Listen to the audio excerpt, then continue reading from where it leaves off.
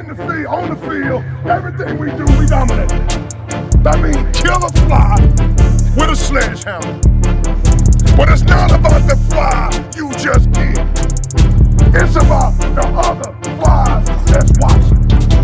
Welcome to the very first edition of the Chennis Show, as we talk South Carolina State football with Bulldog head coach Chennis.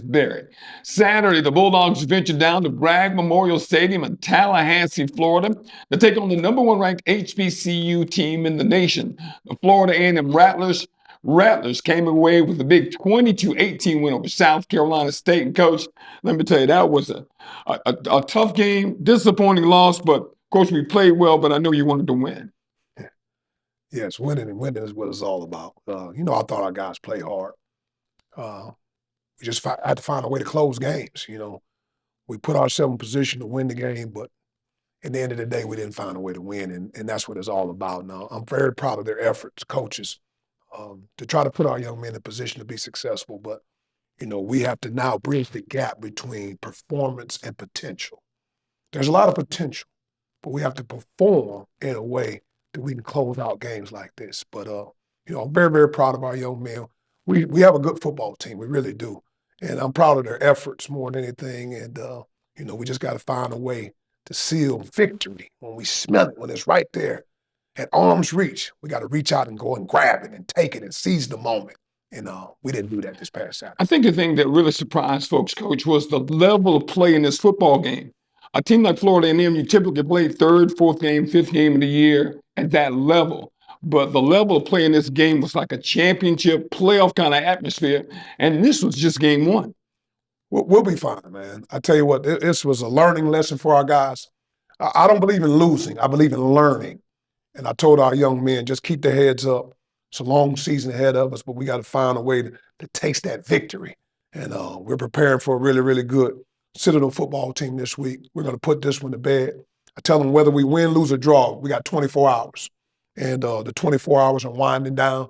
So we have to be able to put this one to bed and get ready for really, really good Citadel football team. As this game began on Saturday night, Coach, you could see your team grow. From that first possession, we didn't do a whole lot, but you see Eric Phoenix really kind of take control of things, and the team got better as the game went into the first quarter. Later in the first quarter, we were a whole lot better than we were at the beginning of the game. I mean, when you look at the game and you go back and watch it. When we got back off the bus at 5:30 this morning, I asked our video guy, I said, man, is the film up? Because I wasn't going to go home until I watched it. So I went in my office, closed the door, and we had so many missed opportunities, man. I mean, the plan that we had, offensively, defense, special team, great plans. But we got to execute the plans. We had our opportunities, whether it been third down, backed up, red zone, to really, really put that team away. And we didn't do it. And when you're playing against championship-level programs, you got to be able to seize those moments. And I thought we had a great plan. I really did. I tell you what, we just didn't find a way to get it done when we needed to get it done. We had some great individual efforts on both the offensive side of the football and the defensive side of the football. Positives, Coach. Florida A&M, very good team, stout defense. Duhart, I tell you what, he really put his fingerprint on this football team. DeAndre Duhart is the real deal. I mean, he came from the last institution I was at, and he was a great back there, and he'll be a great back here. He's powerful. He's about 225 pounds, and he's a physical runner, and he plays the game like it's supposed to be played. So very, very proud of Duhart and his efforts. And more than anything, he'll keep getting better because it means something to him. So as you mentioned, DeAndre Duhart, I'm very, very proud of him. You start talking about being proud of folks. The offensive line, there are a couple of miscues. I know you being a former O-line guy, a couple of those ineligible players downfield, those didn't make you happy. But that offensive line got control, and we talked about Duhart. Casey Adams played well. Tyler Smith played well. Josh came in, scored a touchdown. We did some positive things. It's just getting back to the details. I'm very, very proud of Casey. For the most part, he and Duhart, carried the load. But it starts with the big guys up front. I was very, very proud of Trey Franklin. Trey Franklin was a starter that came back from last season, and he played one of his best games since he's been here. And very, very proud of him. But like you say, I thought our offensive line gave great effort. They had great pockets most of the day. We ended up giving up one sack with the offensive line. But the thing I like about that, he came right back after that, never had another bad play, and that was Cam Johnson after he gave up that one sack. But, I thought those guys gave us a chance. And whenever the O-line plays well, they give us a chance to win. And I thought they did a very, very good We job. talked about the O-line. Coach Jordan O'Daffer's defense played really, really well. Thought Jaden Brogdon came in. People are talking about Jaden Brogdon. Well, this kid's coming from Division II. Can he play at the Division I level? I don't think I've ever seen anybody that fast off the ball. He gave Florida A&M nightmares on Saturday night. I mean, JB is the real deal. I mean, I've been saying that since I got here. The guys that we brought over from the last institution I was at are Division I players. I mean, that's why they're here. But JB, like you say, he gave that tackle fits, and he's going to continue to do that for the rest of the year. He's a really, really good football player, and he kind of lived in their backfield. He gave that right tackle that they had a long day, and he'll be fine. Through it all. He's a guy that is cerebral. He's a great leader, and he'll find a way to galvanize the troops so everybody can play at a high level that he's playing. Yeah, and talking about this game, there were several situations. I thought Florida A&M really, Coach, one of the things they gave us a little bit of fit was the two tight ends they used. They had two huge tight ends, the double stack on the outside. That was really difficult for the secondary to adjust to when you got those two big guys and you got the little guys coming behind them. Talk about that situation and how you try to defend that. Well, one thing we always talk about on defense is having great eyes and great communication.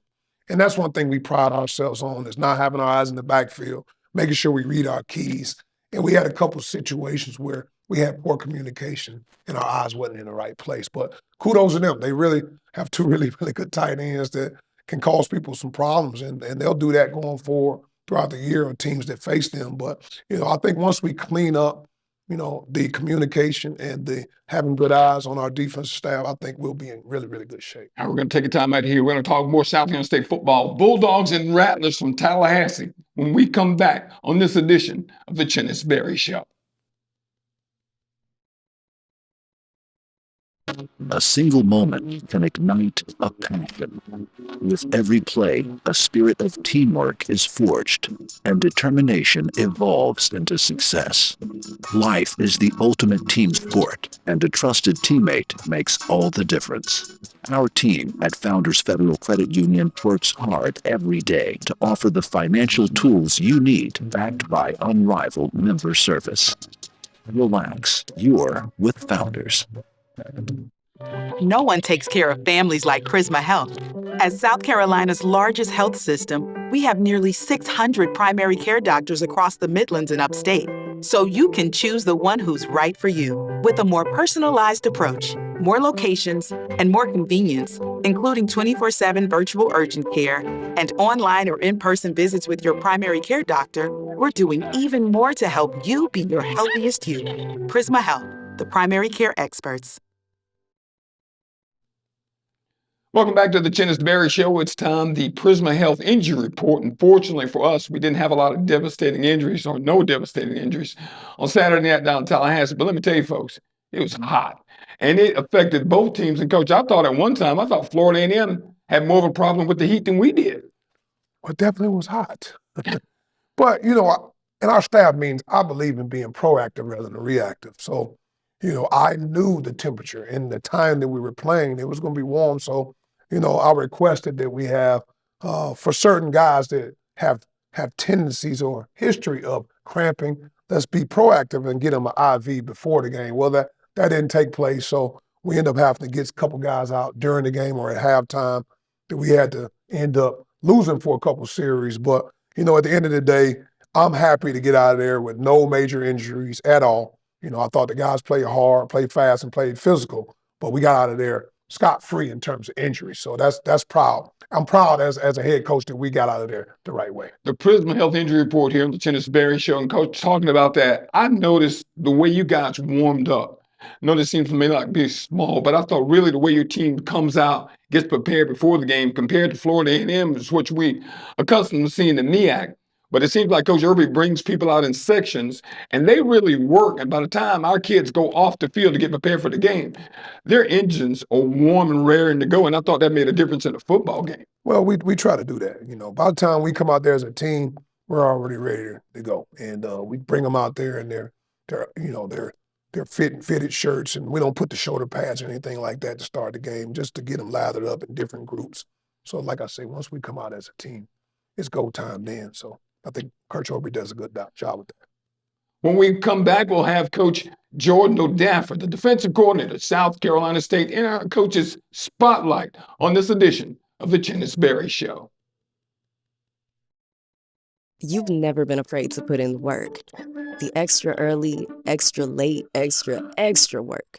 Because you understand that education is the key that unlocks everything. Better pay, better hours, better opportunities, a better you. And playing the lottery is no different. Getting educated before you play gives you the tools you need to be a better player, like knowing when to play and when to take a brain check. Visit sceducationlottery.com/betteryou to be a better player. Welcome back to the Chennis Berry Show. It's time for our coach's spotlight. And today we're going to spotlight defensive coordinator Jordan O'Dafford. Coach O'Dafford, welcome to Bulldog Country. Go Dogs. Thanks for having me. It's great to be here today. Talk about Coach Chennis Berry and your relationship, how you guys got hooked up. Okay, so when Coach Berry got the job at Benedict College, there was a gentleman I knew that he had worked with at Southern University, and we had connected, just as mutual friends and through the coaching profession. And he actually gave a good word for me. And Coach Berry gave me a shout. And then as we were talking, I fit a couple of positions that he was looking to fill on his staff at Benedict, having worked in the state of South Carolina before. I had some recruiting inroads, having a background in strength conditioning, being a linebackers coach, and having experience as a special teams coordinator and as a recruiting coordinator. Those were all areas that Coach was looking to fill on his initial staff at Benedict. So I went out for the position, I accepted it, and then we just worked together since then. We're going into our 5th year together now. Coach O'Dafford, of course, Saturday night, tough night for the South Carolina State Bulldogs. Before I get into Florida A&M, I'll ask you a quick question about Florida A&M. Talk about your philosophy and your ideal defense, what you try to build. So the main thing we talk in terms of philosophies, I heard it said before that if you can't say it in 25 words or less, that you don't really have a philosophy. So I have mine down to 8 words. It's play fast, play hard, play smart, play to win. It's actually 9 words. Play to win is 3, not 2. But I have it down to less than 10. So, and when you look at those things, if you put those together quickly, play hard, obviously you have to play physically, you have to give great effort. Play smart, you have to make good decisions pre, post snap, and all that, and even after the play as well. Play fast. Well, obviously when we're locked in and we're going to be playing fast and getting to the ball quickly, and then you got to play to win. And that's not just the simple things. That's, even outside of the game of football, you want our young men to continue winning in the game of life. Tough night for South Carolina State, going down to defeat to Florida A&M. Daniel Richardson was a handful. Man, we had him many times kind of bottle up. It's tough to play against a guy like that talented, that can keep plays alive. Yeah, just the tip of the cap. He did a great job of extending plays, keeping his eyes downfield. You could tell that he was looking to throw when he was pulling the ball down, not just to scramble. And he did scramble, extended a couple drives with his legs as well, but he was able to keep on finding talented receivers down the field. And if whenever it all breaks down, if it gets into a scramble drill situation, if you're not plastering to a receiver when you have him in your hands, you're wrong. And if you don't have a receiver in your hands, then you can pull the quarterback up. But you got to plaster or pull. And if you have one in your hands and you pull up, you're wrong. Coach, look, we appreciate you. Thank you for taking the time. Appreciate you. Go Dogs. All right, Coach Jordan O'Dafford, defensive coordinator of the South Carolina State Bulldogs. We'll be back with more of the Chennis Berry Show right after these messages. Why do we travel? Why do we fly? Are we called by the excitement of untold adventures in faraway places? Driven to shape the future of our world, or to share our world with future generations? We designed Columbia Metropolitan Airport for you, and her, and them. So when the day arrives for your next journey, we'll be ready to get you there. Columbia Metropolitan Airport. Fly with ease. Welcome back to the Chennis Berry Show as we talk South Carolina State football with Bulldog head football coach Chennis Berry. Coach coming out of the locker room in the second half. Matter of fact, let's go back to the first half. I thought about something I wanted to mention to you regarding the first half. We scored, and that score at the very end of the first half. You were very aggressive With the football, where a lot of times folks would run out the clock, been happy to go in the locker room 7-3, we were aggressive with 1:45 to go. Got 3 points out of the deal. May have gotten a touchdown, but I thought that was very interesting. I think fans were really happy that we went after it on the road at Florida A&M. Well, for me, I have an aggressive mentality. And, I know we had plenty of time on the clock.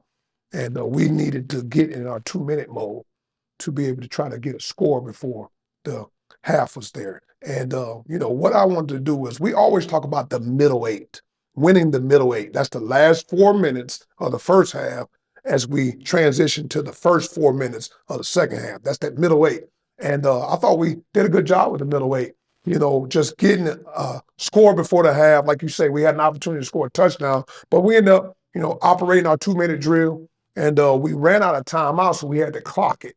And once we clock stops, we were able to get Kyle Gallegos field goal through the upright. So I was very, very proud of how we got to the halftime. And once we got in the halftime, like I always tell the guys, it's our game. We got to have a mindset with guys that come out this locker room, you better believe. Don't come out this locker room if you don't believe. And the young men were riled up, ready to go. And I just told the coaches, man, that the things that we're doing great, continue to do them. The things that we're not doing so great, let's get rid of. But I really, really thought there was a lot of self-inflicted negatives. It's nothing that FAMU really did the whole entire game to stop us or defensively to give us any problems. It was more of us versus us. And when you go into those first games, that's typically what happens. But I thought we came out the second half right.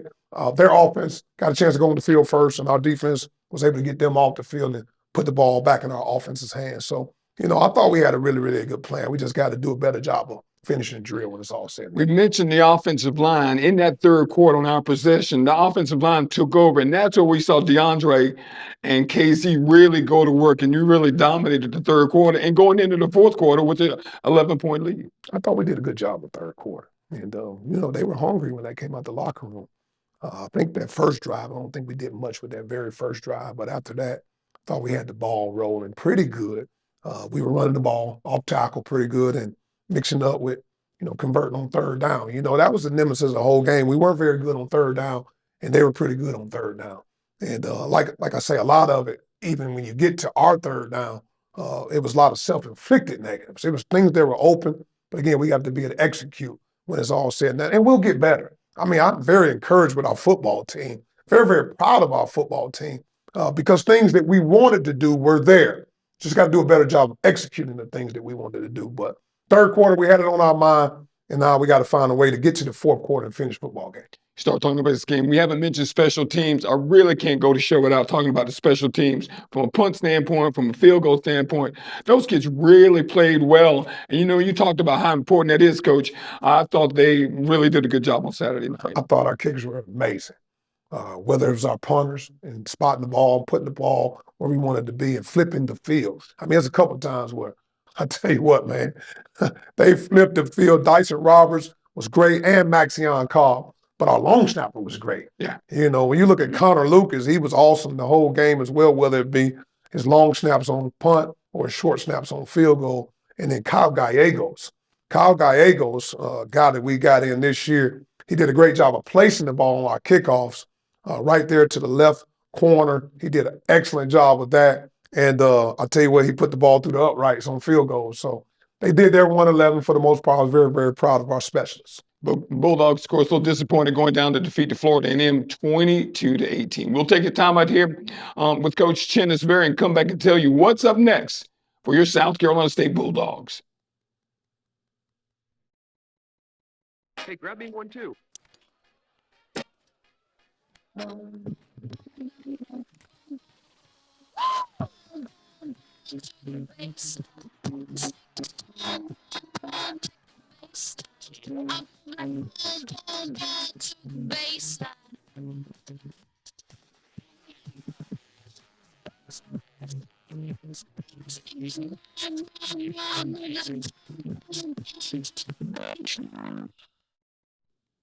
Welcome back to the Chennis Berry Show. It's time for the Food Lion SAG to Give Back program, where Food Lion donates 1,000 families to folks in the Orangeburg community for every sack that the Bulldogs get. And this past week, the Bulldogs did register a sack.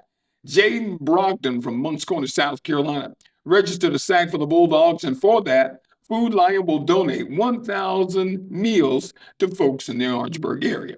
We'll have more of the Chennis Berry Show right after these messages.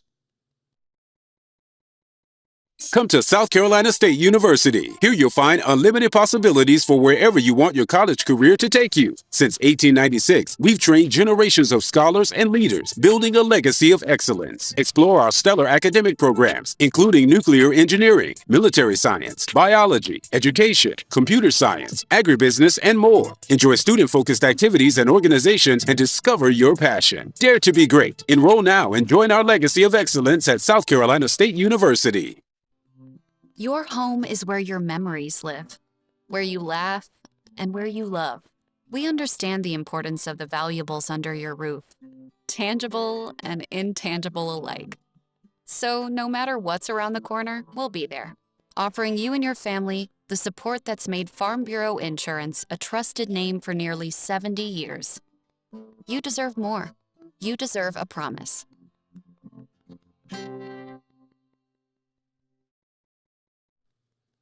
Welcome back to the Chennis Berry Show. Before we get into next week, start talking about the Citadel. Let's go back and talk about the fourth quarter, Coach. It was a tough fourth quarter for South Carolina State, and especially that first scoring drive, up 18-7. Florida A&M scored in about 4 plays. Yeah, absolutely. I'm still going back and trying to figure that out. You know, we went up 18-7. We brought the team together. We got our little chant going. I saw it in their eyes. They wanted to finish and find a way to win. But we didn't get it done. You know, we had our opportunities to really put this team away when we went up basically 18-7 in the fourth. And, you know, they end up getting the ball and they took it down fairly fast. I mean, it was a quick score by the time they got in the end zone. So, but still, we're up 18-15. Right. We're up 18-15 because they ended up going for 2. Right. All right, to put themselves, and they converted on their 2-point conversion as well. But again, we still have an opportunity to put them away. And then we had a third down situation that we put ourselves in. It was a great play, excellent play, but our receiver, Ianaj Carter, took his eyes off the ball a little bit early. You know, he caught the ball, then obviously didn't finish the catch, and it's about finishing. Because if we finish the catch right there, we continue to possess the ball, and we never give their offense another opportunity to get back on the field for that winning drive. But, you know, the moments, seizing the moments. That's the thing I want our guys to, again, learn. We didn't lose, we learned. So we learned from it how important when we talk about those situations in practice. This game of football really came down to situational football, whether it be 4-minute offense, 2-minute offense, third down offense, first down offense. All that matters, as well as third down defense, situational defense, all that matters. And then, you know, just understanding, you know, in those first games, we can't shoot ourselves in the foot with what we call sins. Those are self-inflicted negatives. Sometimes it has nothing to do with the opponent. You know, respect to our opponent. Florida A&M had a good football team. But a lot of things, when you watch the film, I mean, we put it on ourselves, and we got to find a way to do a better job of finishing games. Bulldogs don't have long to worry about that. They start again this week, taking on the Citadel down in Charleston. Citadel coming off a big win over Charleston Southern. Now it brings us to our keys of the game, presented to you by Davis Toyota. And Coach, when you start talking about keys to the game for South Carolina State against the Citadel, it goes back to those sins, as you mentioned, into this next football game. It always comes down to those. You know, you can't beat yourself. And, you know, when we get ready for the Citadel, they're coming off a big win. They came back versus Charleston Southern. And so they're playing with a lot of confidence right now. We're going to their first home game. It's a noon game. So we're going back talking about conditions again. All right, making sure we're hydrated, making sure that we have enough fuel in the tank to finish the game. It's not how you start, it's how you finish. And I think that had an effect on us this past week because although we started fairly well, we didn't have any fuel in the tank to be able to finish. And we had a very trying week with, you know, a lot of things that we had to do that were out of our control that a lot of people don't know. But at the end of the day, I thought our young man did a good job of focus. But as we get ready for the Citadel, good football team. They're believing. I'll tell you what, Coach is going to have his team ready to go.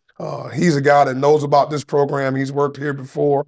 So, you know, we get a chance to go against another Bulldog. and we'll be ready to go. And I'm sure he'll have his team ready to go as well. Coach Charleston's just a short way from Orangeburg, so there'll be a lot of Bulldog fans down in Charleston. Coach, this will be kind of like a home game of sorts because we'll have a huge crowd.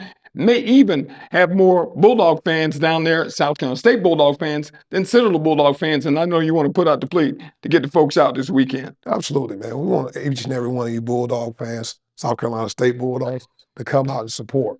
You know, we really, really feel good about our young men. They worked extremely hard. They know we let one slip away. But we want to make sure that we put our best foot forward against a really, really good Citadel football team and try to bring home victory. Our mission doesn't change. We want to go 1-0 every day. Everything we do, we try to have a 1-0 mindset.